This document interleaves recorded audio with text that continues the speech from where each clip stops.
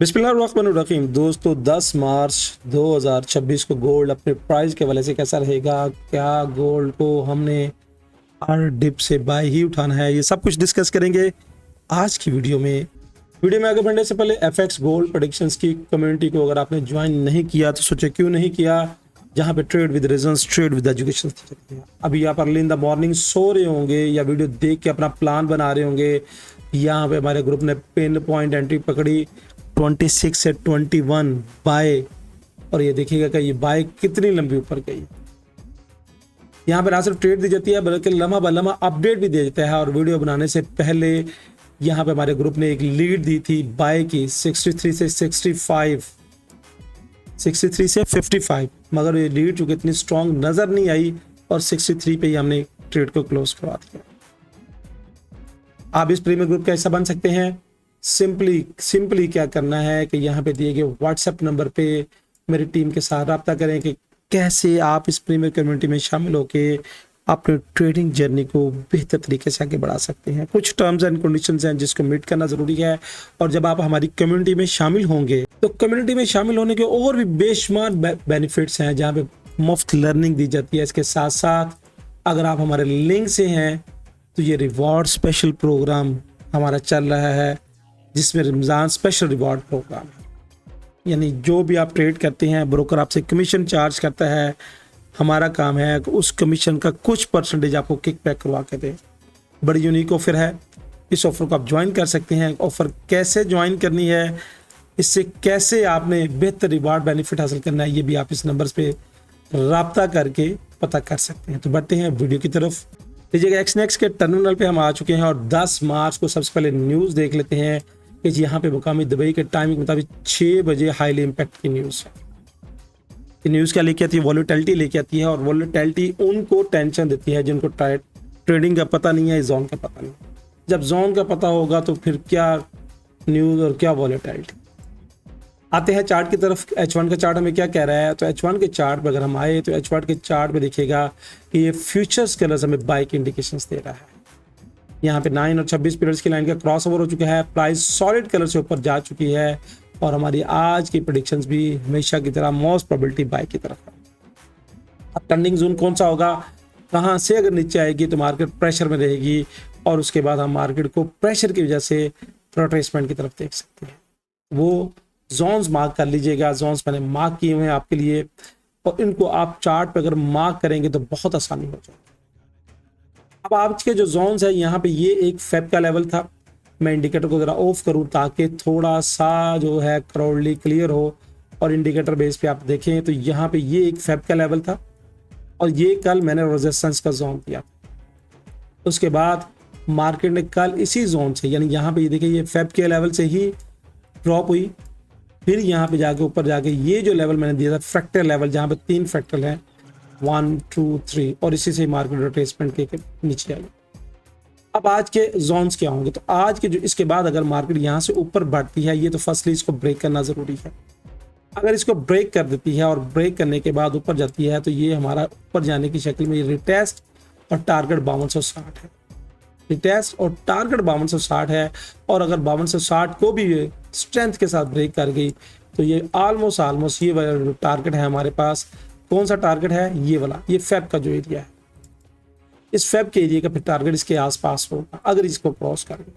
अब आसपास कैसे हो सकता है, इसको कैसे देखना है? अगर मैं आपको थोड़ा सा दिखाऊं, गौर कीजिएगा, तो यहाँ पे जो है ये दिखेगा कि ये एफबीजी थी, ये वाली ये एफबीजी का एरिया जो बाद में फिल हुआ था, और फिल होने के बाद ये दिखेगा कि ये पूरा जोन बन रहा है।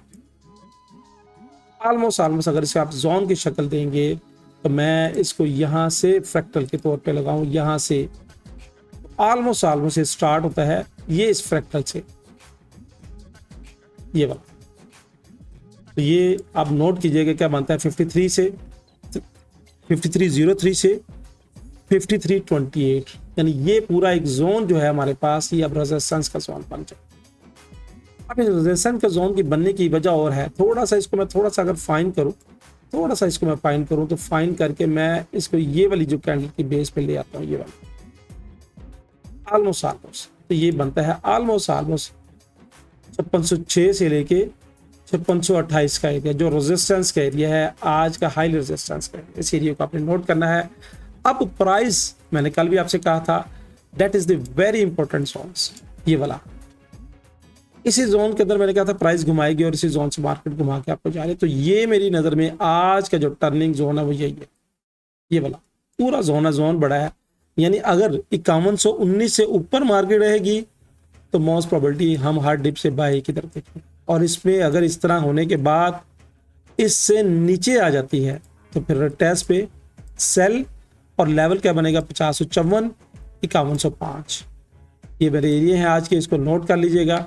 अब 5105 का एरिया आप कहेंगे कि क्यों मैंने दिया है, तो यहाँ पे 5105 ये वाला 5154 का एरिया, 5054 का एरिया क्यों दिया है, 54 का एरिया, ये इस एरिया को नोट कीजिएगा।